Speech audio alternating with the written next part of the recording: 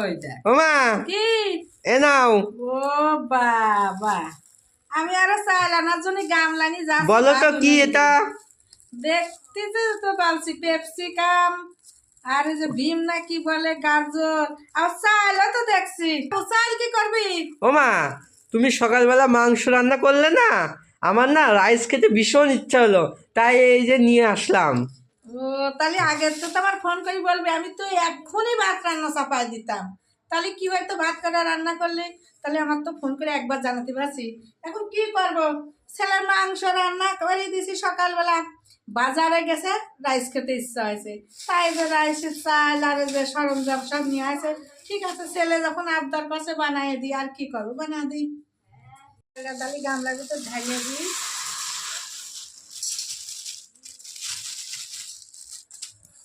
জলে ভিজাই দিই। হয়ে গেছে রাইসের যে সবজিগুলো আমি সুন্দর করে এখন কেটে নিই। এগুলো হচ্ছে ভীম, সুন্দর করে কেটে নিই। এই দেখো বন্ধুরা বিনগুলো আমি এইভাবে কেটেছি।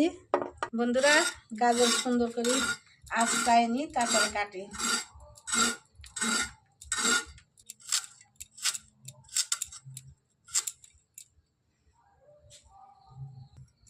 গাজরটা সুন্দর করে কেটে নিই। এই যে গাজরগুলো কাটা হয়ে গেছে, এই যে এইভাবে কেটেছি, সুন্দর করে কেটে নিই। এ দেখো বন্ধুরা আমার ক্যাপসিকাম কাটা হয়ে গেছে, এইভাবে কেটে নিয়েছি। বন্ধুরা এই যে চাল ভিজানো রয়েছে, রাইসের চাল এই যে ভিজানো হয়ে গেছে, এই যে ফুলেও গেছে একটু। এই যে জল হালকা গরম হয়েছে, এখানে তেজপাতা দিছি, সামান্য তেল দিছি, এখন স্বাদ মতন একটু লবণ দিয়ে দেবো।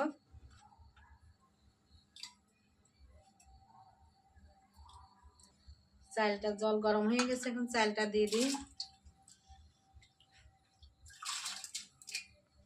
দেখি ভাতটা উতলাইছে নাকি। ও ভগবান, দেখো বন্ধুরা রাইস উনুনে দিয়েছি, মানে রাইসের ভাতটা উনুনে দিয়েছি, আমার গ্যাস পড়ে গেছে। আমি কি করব, তাহলে গ্যাসটা আমি নিভিয়ে দিতে হচ্ছে। এখন এই গ্যাস তো ফুরাই গেছে, তাহলে আমার এখন উপায় নেই, তাহলে আর একটা গ্যাস সেট করতে হবে। দেখো তো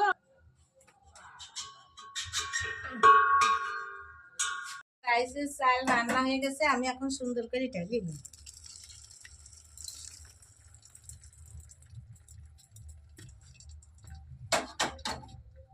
তেল দিয়ে দিই, সবজিগুলো সুন্দর করে ভাজি নিই। সবজিগুলো ভেজে নিছি, পরিমাণ মতন ঘি দিয়েছি, তেজপাতা, এখানে আছে এলাচ, দারচিনি, লবঙ্গ, সমস্ত মশলা দিয়ে দিই।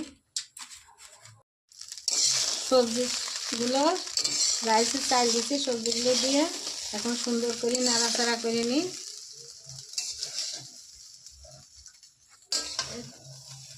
তাহলে রাইসটা হয়ে যাবে। এই যে রাইস করে নিয়ে এসছি, আর এই যে এখানে চিকেন সকালবেলা রান্না করেছি। এই যে